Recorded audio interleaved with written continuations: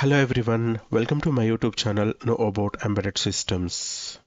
In today's video, we're going to understand one of the very important topic called as a HAL programming.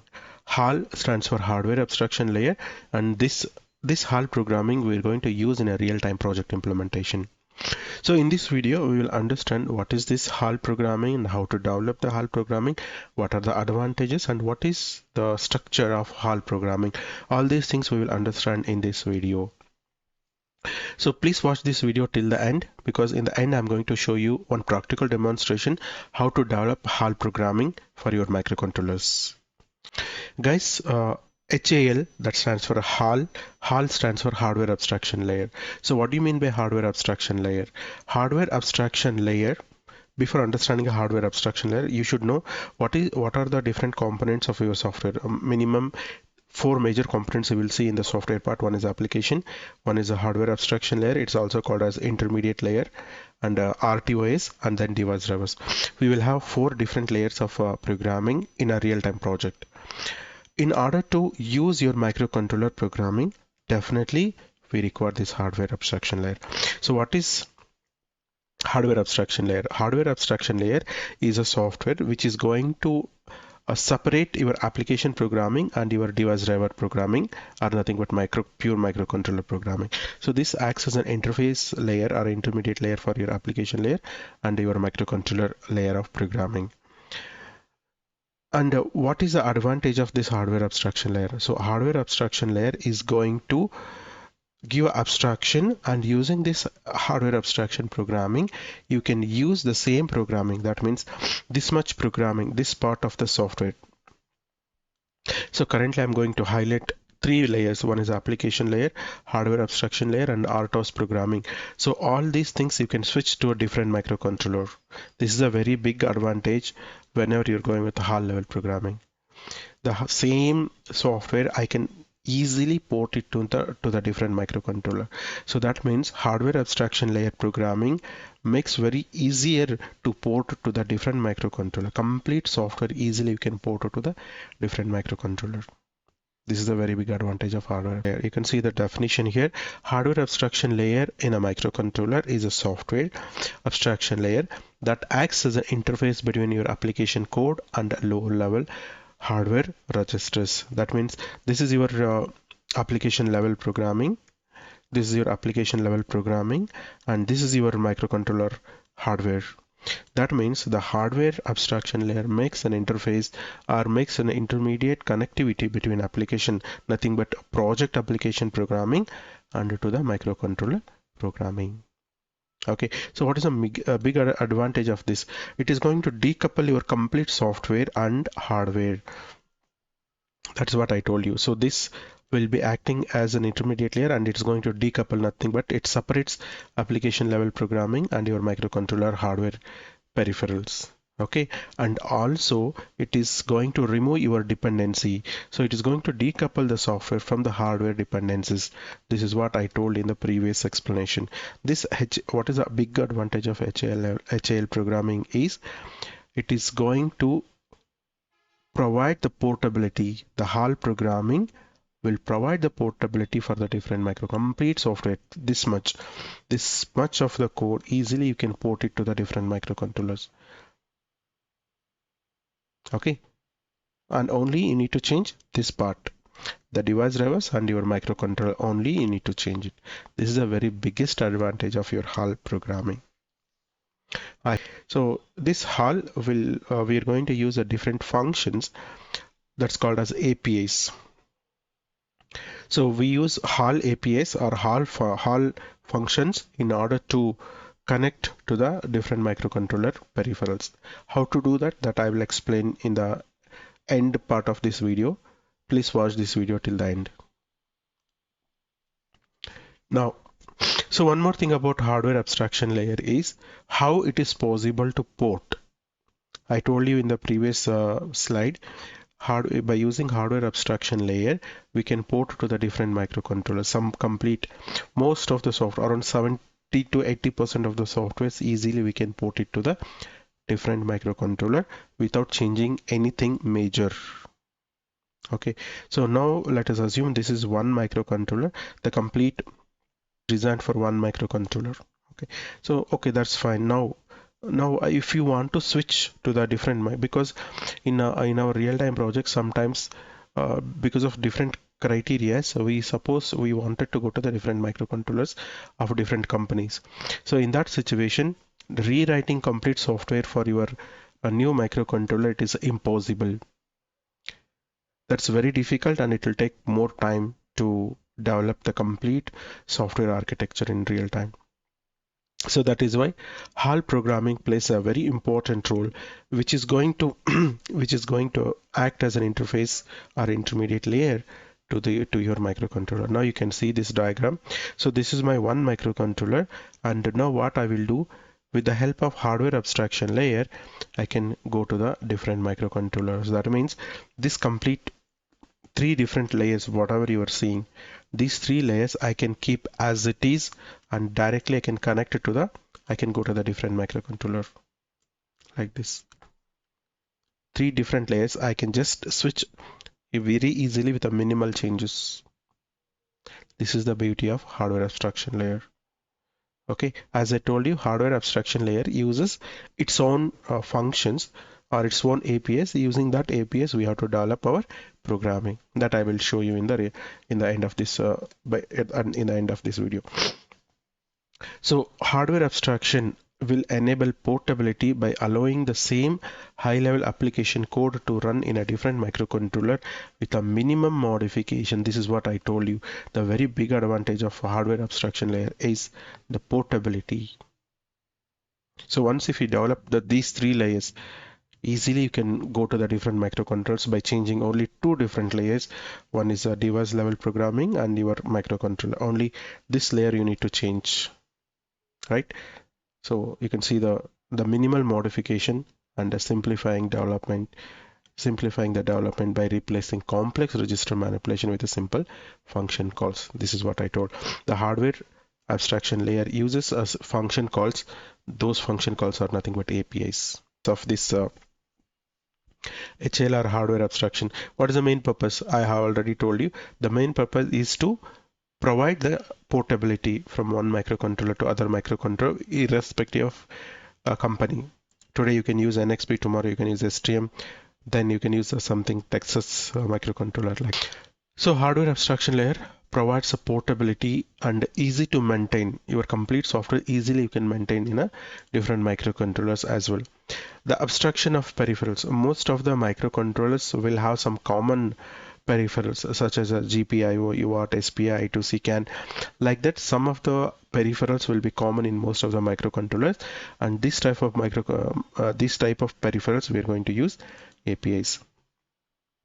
So what is the structure of programming? So in the programming, we should have two different files. One will be header file and one will be your source file. This is very important. In order to implement your hardware abstraction layer programming, we should have at least two files. One is header file and one is a C file.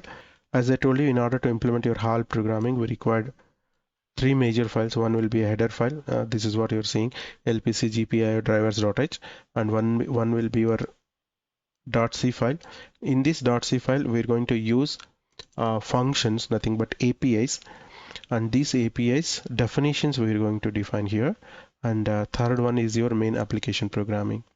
Like this, we have three files. One is a driver.h, one is a driver.c, and one is your HAL main.c.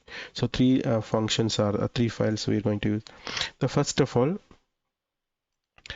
I want to explain about drivers.h. In the drivers.h, we'll be using the macros and we'll be using function declarations, nothing else, only two things. So one will be your macros, and if there is any declaration required, integer or something like that, you can do that.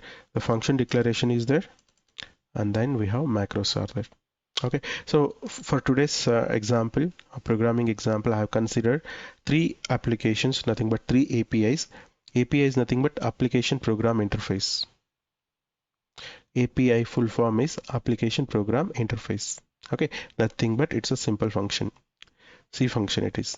So now you can see here, I have given the name HAL GPIO set direction, then HAL GPIO set port pin, and then HAL GPIO clear port pin. Like this, we have used two functions. In case of direction, I'm going to use the 4 parameter, which port number you're going to use, what direction you want, and which position, and how many bits you want to set.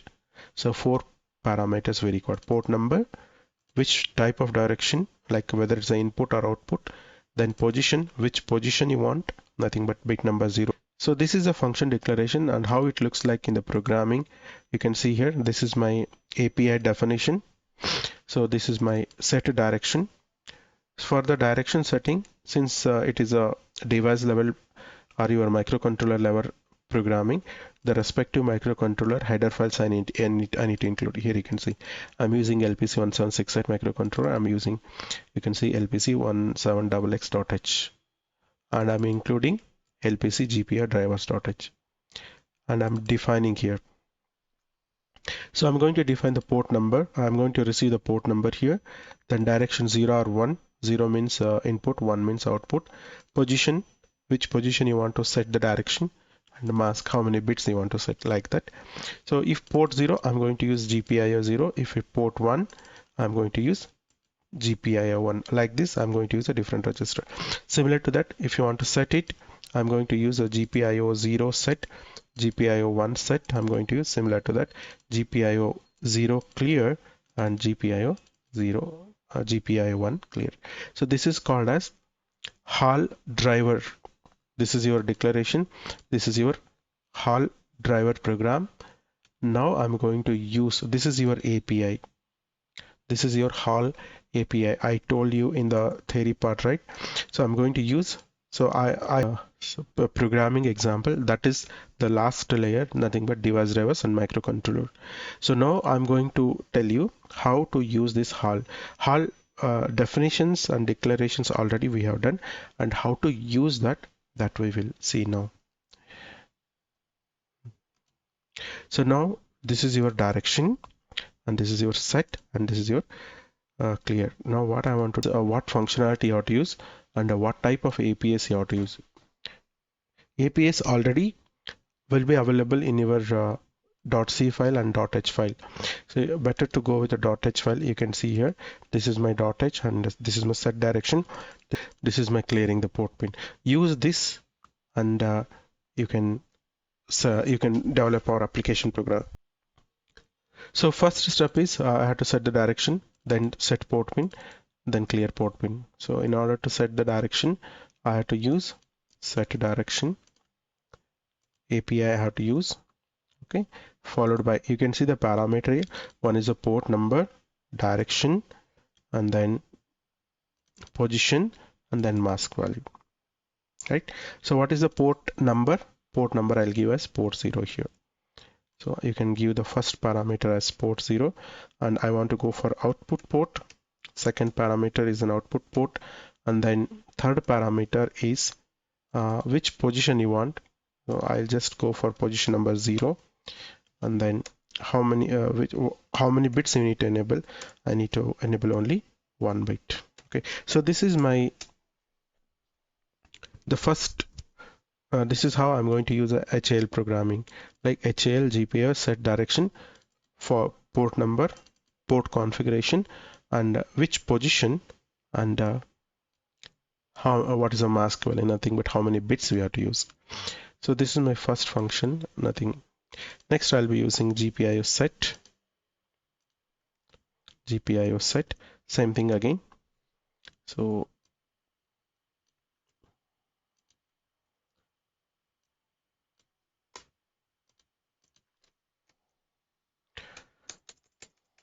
okay, so now what I'm going to use, I'm going to set the port pin, HAL GPIO set port 0, position 0, and I want to enable only 1 bit.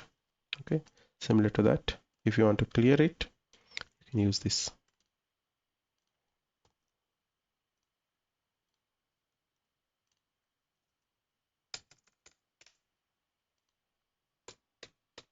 So this much only the programming using HAL programming will be very easier. Just we have to use existing APIs, and we have to provide the proper parameter.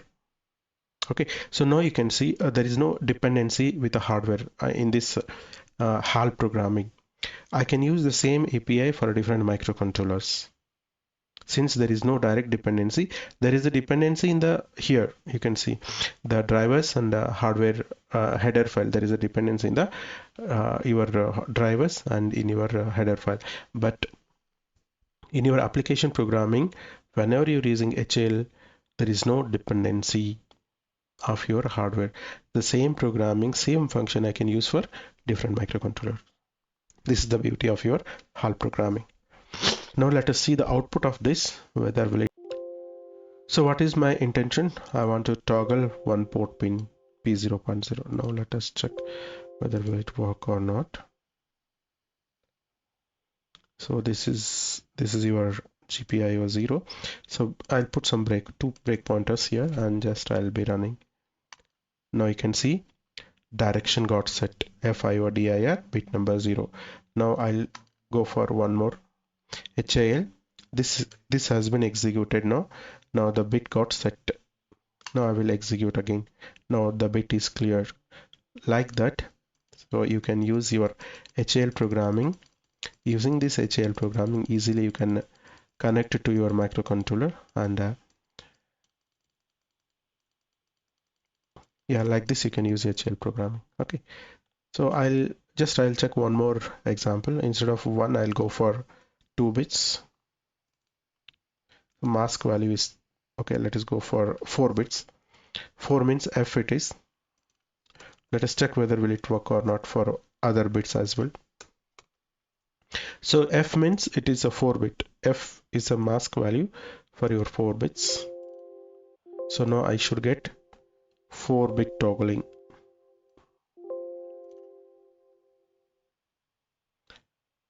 So I'll show you. Now you can see here I'm able to create toggle 4 bits, right? So this is called as HAL programming, and with the help of HAL programming easily you can port it from one microcontroller to other microcontroller without any dependencies on microcontroller.